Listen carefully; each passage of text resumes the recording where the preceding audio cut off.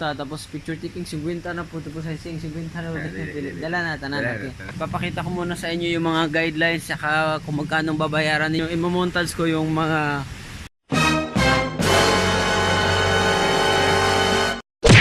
guys, malapit na kami sa Pulang Bato Falls. Pwede po mga multi-cab dari makasaka, no? Dili. Pwede ka itong full drive. 4-wheel drive. So guys, ang makakakit lang talaga dito is mga yung single motor bike na tinatawag nila na habal-habal. Or kung gusto niyo ng 4 wheels, I would recommend na yung 4-wheel drive kasi medyo matarik yung daan at lubak-lubak. Kaya pag multi-cab ang dadalhin nyo or mga ordinary cars, wala, paparada nyo lang dito sa tabi at maglakad na lang kayo. So mas maganda din magdala din kayo ng mga jacket kasi medyo malamig. Kaya hindi ko na isuot yung jacket ko. So, okay na lang din, tuloy-tuloy na lang muna, is part of the adventure. Tignan natin kung gaano kaganda yung Pulang Bato Falls.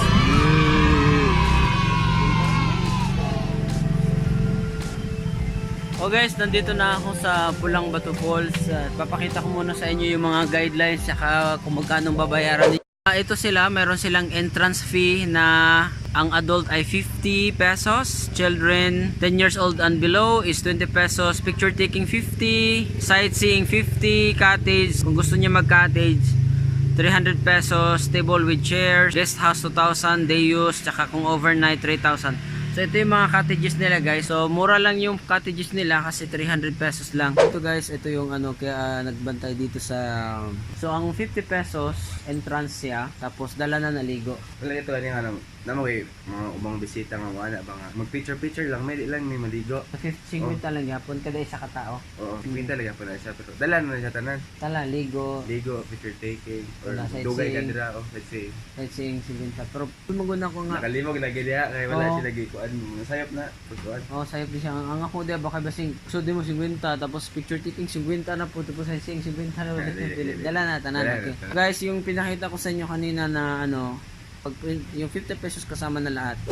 Pero maliban na lang kung magdagdag kayo ng mga cottages or kung mag-stay kayo overnight dito. Para wala kayong bayad guys, wag na kayong dumaan sa entrance, doon na kayo dumaan sa exit. Guys, tapos na ako magbayad ng 50 pesos doon sa counter. Ito na yung Pulang Bato Falls. Pero maliit na version ng Pulang Bato Falls yan guys. Pero yung malaking falls talaga is nandito sa ayun sa unahan. Pakita ko sa inyo. So imamontage ko sa inyo, imamontage ko yung mga magagandang tanawin. Bisaya gitu eh. Para sa inyo guys, magtatagalog ako para mas mabilis. Ayoko nang nanonood kayo sa video ko na habang pinapanood nyo ay nagbabasa kayo ng subtitle sa baba. So ito na siya guys. Ang ganda ng falls. Woo! Kaya hindi ko palalampasin to na hindi ako maligo.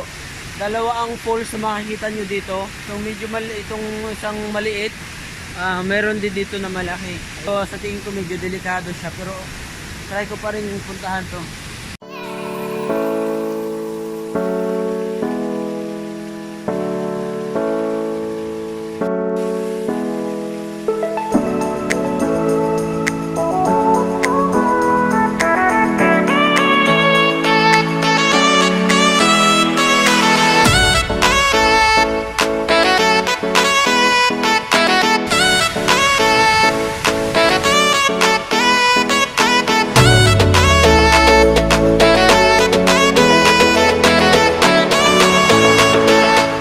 Para sa akin mas maganda for safety naman magla-life jacket ako guys. Sabi ni ate yun yung naglilinis ang lalim daw nito yung dip niya nasa mga 8 meters. Para sa akin delikado siya kasi wala silang life jacket. Sobrang lamig nito guys, lalo na pag galing ka sa mainit sa kabulikat ka. So,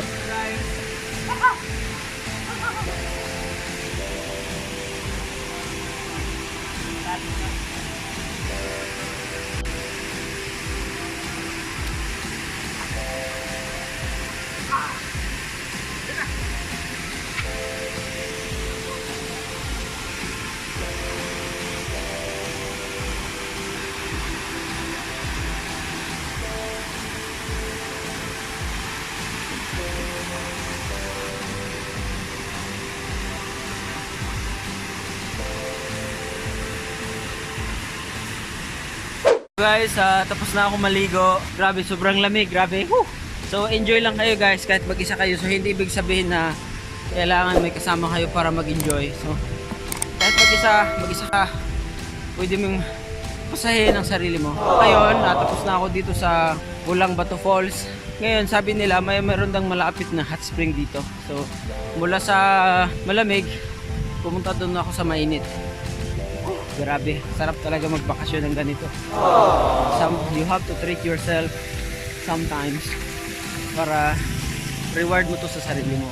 So kita-kita tayo dun sa hot spring.